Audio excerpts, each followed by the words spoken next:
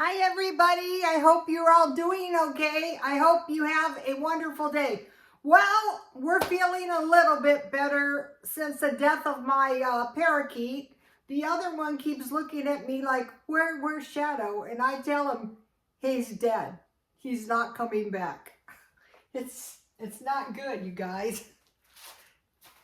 I mean, he knows, but still, it's just the saddest thing. It's really bad. Yesterday, I was a wreck. Okay, this video is, it's time to stockpile a little when we see three things.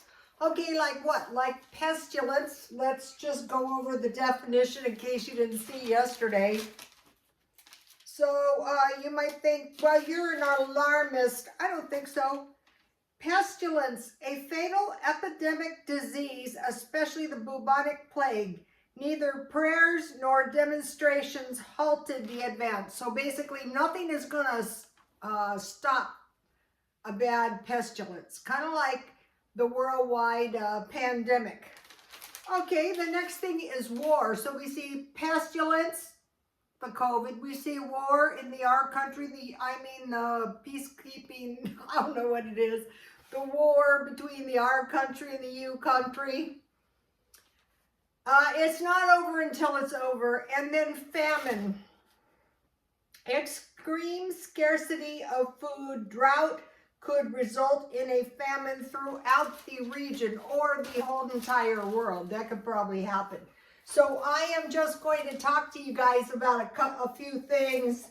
So I'm not saying run down to Costco and buy a pallet. I don't want to do that because I have stockpiled a lot of food and I just stockpile it little by little. Okay, we want to think about water. Okay, if the grid goes down and we don't have any water, it's going to be a bad scene. The little water kiosks are going to run out of water very quickly. We had a contamination here from the Tijuana sewage. And the water was really, it looked like it too. Okay, now let's think about, I have heard crazy things about toilets. So what you want to do is you do not want to flush toilets and rinse it down with your water. First of all, it's better just to create some kind of an outhouse. I mean, you can have your outhouse in your house and then take it out to the balcony or, you know, the trash. But I would not suggest taking a chance of any kind of sewage backup. That's very dangerous and unsanitary. In fact, probably turn your water off. And another thing is that's why you want to have bleach, and it goes fast when you're using it. I had the situation of the dogs using my front yard as an outhouse, and the bleach went down fast. So now let's think about buying a few things each week. You know, they can really, really help if something happens.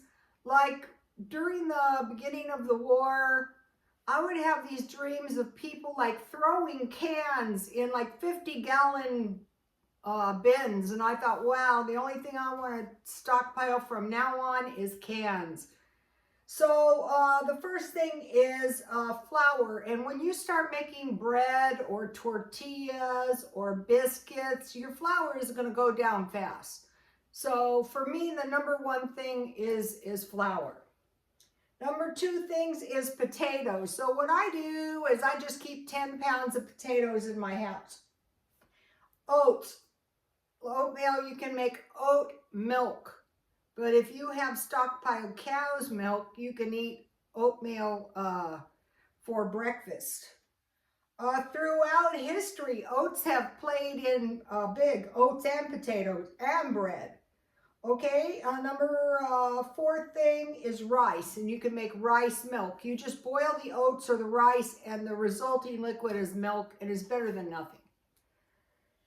I have heard of people feeding that to babies. Okay, there's been some starvation in China, and the people ran out of rice. So now you would think if you lived in China, you'd be saying, I am going to starve if I don't have rice. but it's hard if you're poor. So that's why I suggest the little by little. Here in America, we can go to the food banks. Okay, so now I told you guys a story about one of my hairstyle customers, one of my clients went to Mexico when she was a girl.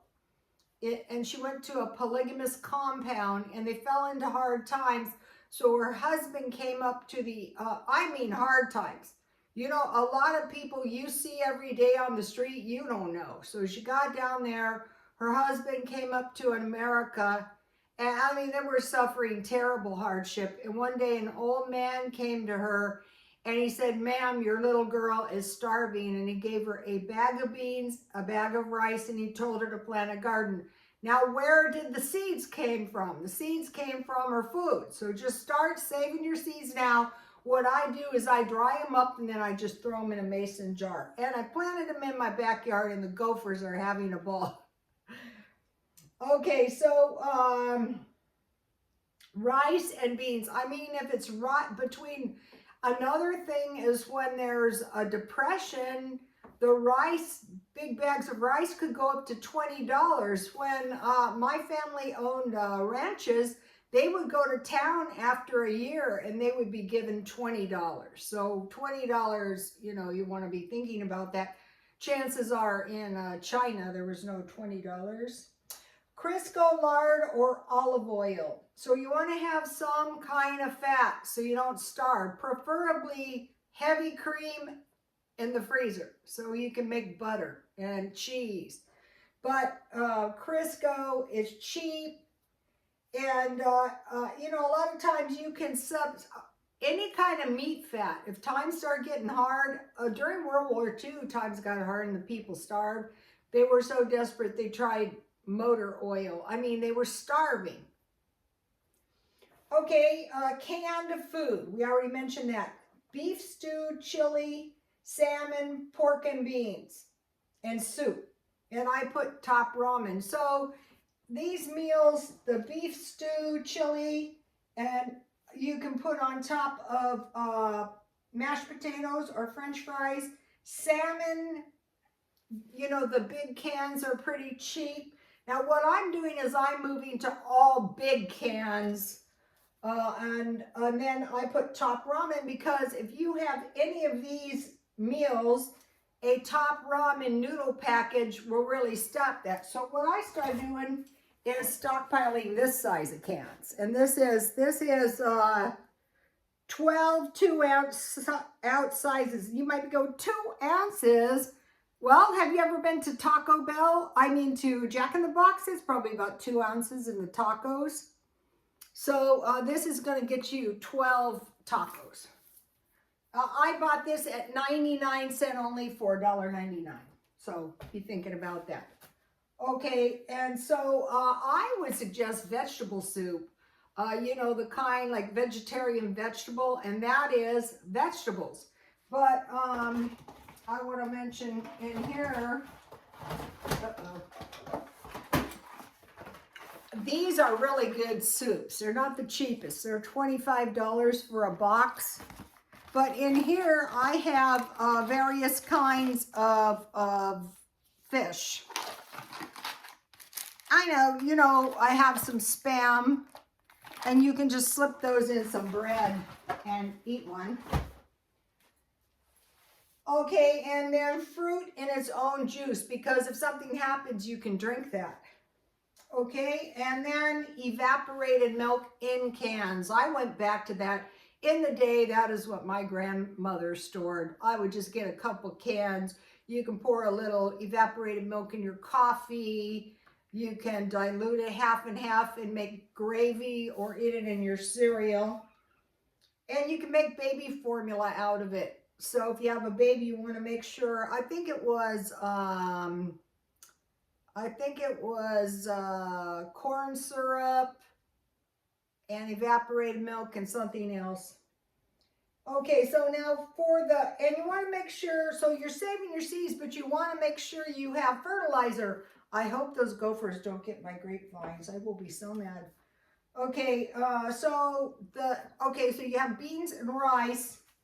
Here we can grow cherry tomatoes year-round or indoors. onions, peppers, and squash. And peppers and squash give you a lot of seeds. And so what did the gophers eat? They ate soy, all the radishes, all the turnips, and the dill. And I made some cucumbers with yogurt and dill weed. So I had to use dry and salt and pepper because the gophers gobble my dill up. Okay, if you have celery, you can put that in water, and when it sprouts roots, then you can plant it, and you can get shortly some celery and also romaine lettuce. Now, there was prophecy to store jars, and I think that's a good idea. Jars, cans, large. And I mean, I have thrown stuff out because I couldn't stand it. Containers and big metal trash cans. And then for big bags, it'd be sugar. Well, you know, 2 pounds is a lot. Salt, cornmeal, and then I stockpile bacon because you can put a lot of bacon in your freezer, and raisins, and then baking soda. Okay, let's see. Here's an example. Just start saving this kind of stuff. And then I save change. If you can see my ginger jars, well, you can't see them very good. My dad used to save change in those. But if you break them, you know, then, you know, your ginger jars are valueless. I think I bought this one at the top when I was a poor, starving, divorced woman, so I don't want to break that. That one's the one my dad used to save the change in, and then my mom bought that one at some point. Okay, so then think about coffee, tea, alcohol, drinking, cigarettes, and chocolates. So what I do is when I find something, I got these 2 for $1, I grab them. Maybe if you have some evaporated milk. Okay, and then think about 1 coat, beanies, mittens, 2 sweaters, 4 shoes, underwear, and socks. And learn how to can fruit, jam, and pickles. That's what my grandmother used to can. And then, like, think about if you're in some kind of war or something. Or something happens. And so what you did is you saved some of these little metal, and in here you have a little Bible. Good luck finding these. I'm a collector. I can't find them. A little Bible and some cash, and you bury it or hide it. I mean, don't, you know, be paranoid up nights. But you want to save small bills of cash and coins, so that if something happens, like during evacuations, they would have no change. So you had the option to spend your whole $20 because they couldn't make change and you didn't have it. So you want to think about that. Let me give you a shot of this. You can take a screenshot if you wish. Okay, you guys, I will see you tomorrow. Please like, comment, and subscribe. Oh, and I got a favor to ask you. Can you tell me, where are you? Are you in the U.S.? Are you in Britain? Or where are you? Because I thought I would like to know where people are.